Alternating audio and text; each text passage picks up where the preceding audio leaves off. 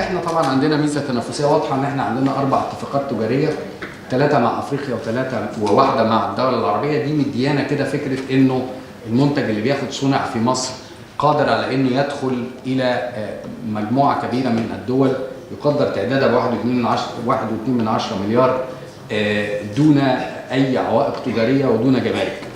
طبعا صحيح 1.2 مليار دول كلاس بي وكلاس سي، مستوى ب وج، مش مستوى الف، لكن مستوى الف ده مستوى متشبع، فلو احنا عايزين نفتح اسواق بنتكلم في مستوى ب وج.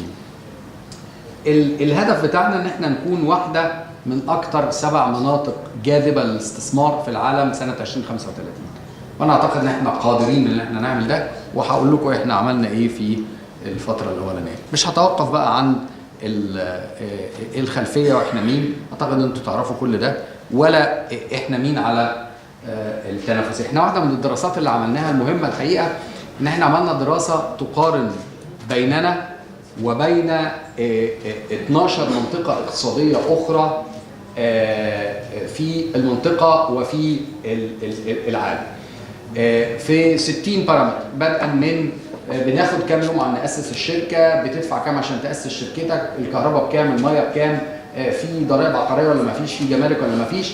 احنا الحقيقه موقفنا التنافسي جيد جدا. احنا قارنا نفسنا بحتى الجهات اللي احنا معتقدين ان احنا يعني ما هم ننافسهم بسهوله شديده جدا ونجتازهم زي العقبه والملك عبد الله، وقارنا نفسنا بمناطق واعده جدا وطالعه زي السهم زي طنجه، ومناطق مستقره زي جبل علي وسنغافوره وروتردام وبنما وغيرها. انما موقفنا التنافسي في الاخر الحقيقه موقف جيد جدا.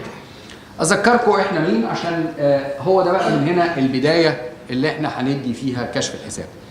احنا عندنا في المنطقه الاقتصاديه 3 تصنيفات من المكونات. المكون الاولاني ما يعرف بالمناطق المتكامله، وعندنا من دول 2.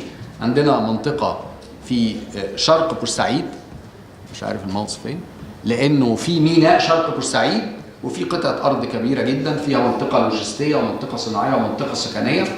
وعندنا ميناء السخنه وجنبيه قطعه ارض كبيره ايضا فيها منطقه لوجستيه ومنطقه صناعيه ومنطقه سكنيه. فبنتكلم على منطقه متكامله لها ميناء قادر على انه يتواصل مع العالم الخارجي، منطقه قادره على انها تقوم بذاتها من حيث الصناعات واللوجستيات ومن حيث السكن وما الى ذلك. ده الرانكينج بتاعها بيبقى يعتبر فيري هاي رانك، يعني ينقصنا فقط عشان ناخد 10 من 10 في المكونات، ينقصنا وجود مطار او ميناء جوي. الحقيقه في مطار بيتم اعداده حاليا في شرق سيناء، ممكن يبقى استخدامه، انما الرانك بتاعنا از هاي على المنطقتين دول. مطار الجميل في غرب بورسعيد مطار للاسف صغير وحواليه عمران مش هنقدر نتوسع فيه قوي. فدول اول منطقتين ودول الجوهرتين بتوعنا. يعني تاني منطقتين منطقه الانطره غرب، ودي منطقه واعده جدا لانها جنب الدلتا، ومنطقه شرق الاسماعيليه. دول منطقتين تنمويتين صحيح ما لهمش مينا على العالم الخارجي، انما ممكن يلعبوا دور كويس جدا في النمو الاقتصادي الداخلي. التصنيف الثالث بقى ان عندنا 4 موانئ. ميناء غرب بورسعيد، ميناء الادبيه، وميناء الطور، وميناء العريش.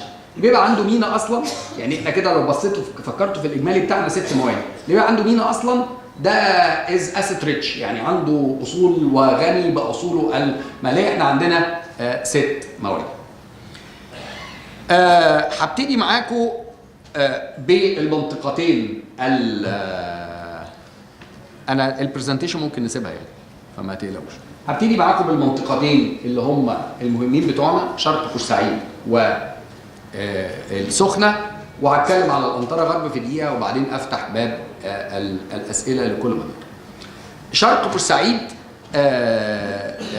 احنا عندنا قناه الاقتراب، وبعدين عندنا هذا الميناء. الميناء ده حاليا بيتم فيه، لو عندي صوره متكبره، بيتم فيه اكبر مشروع لارصفه 5000 متر ارصفه. الرصيف ده ادي اول رصيف، الثاني، الثالث، الرابع، الخامس. الرصيف ده هو الرصيف اللي شغال حاليا، ده بتشغله اي بي مورال لصالح ميرسي. الرصيف ده نحن نتفاوض عليه حاليا، تمام، مع تويوتا تشوشو وان واي كي وبولوري لكي يكون رورو تيرمينال للسيارات رولاند رول اب، وتقدموا فعلا بالعرض التجاري المالي بتاعهم واحنا في اطار التفاوض.